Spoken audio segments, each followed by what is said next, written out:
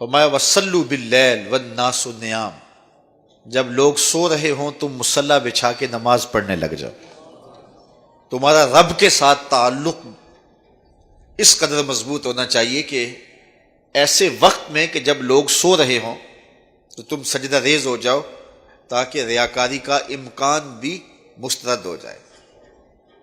تو یہ چار کام جب تم کرو گے، رسول کریم نے ارشاد فرمایا تدخل الجنہ بالسلام، جنت میں سلامتی سے داخل ہو جاؤ۔ راستے کے جو مراحل ہیں، جنت کے اندر پہنچنے کے جو مراحل ہیں، وہ بھی سلامتی سے طے ہو جائیں گے۔ قبر بھی، حشر بھی، میزان بھی، پلزرات بھی، سارے مراحل آسانی سے طے ہوتے چلے جائیں گے اگر تم یہ چار کام کر لو۔ ان تین کاموں کا تعلق ہماری معاشرتی زندگی سے ہے، اور رات کی تنہائیوں میں مصلی بچھا کے نماز پڑھنا، اس کا تعلق جو ہے وہ ہماری نجی زندگی سے ہے، اور وہ جتنی تنہائی میں ہو اس قدر ہی اللہ کی رحمتیں زیادہ اترتی ہیں۔ دکھلاوے کی نمازیں اللہ قبول نہیں کرتا۔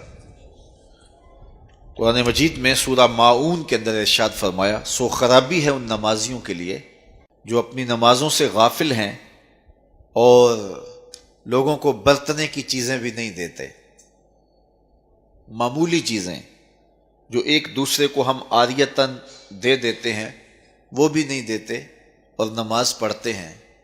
تو یہاں نماز کا ذکر موجود ہے، لیکن پہلے ہماری معاشرتی اصلاح ہونی چاہیے۔ ان تین چیزوں کا خاص طور پہ ذکر کیا گیا کہ تم سلام کو پھیلاؤ، تم صلہ رحمی کرو، اور تم لوگوں کو کھانا کھلاؤ، بھوکوں کی اور پیاسوں کی مدد کرو، تو تمہارا رب تمہارے اوپر راضی ہوگا۔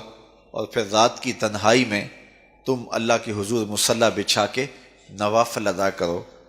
ایک روایت میں آتا ہے کہ جب کوئی شخص رات کی تنہائی میں اٹھتا ہے اور اپنی بیوی کو اٹھاتا ہے، وہ نہیں اٹھتی، خیر یہ وضو کرنے چلا جاتا ہے تو واپس آتے ہوئے چلو میں تھوڑا سا پانی لے آتا ہے، اور پانی لے کر کے اس بیوی کے اوپر اس پانی کو چھڑکتا ہے تو وہ اس سے اٹھ جاتی ہے۔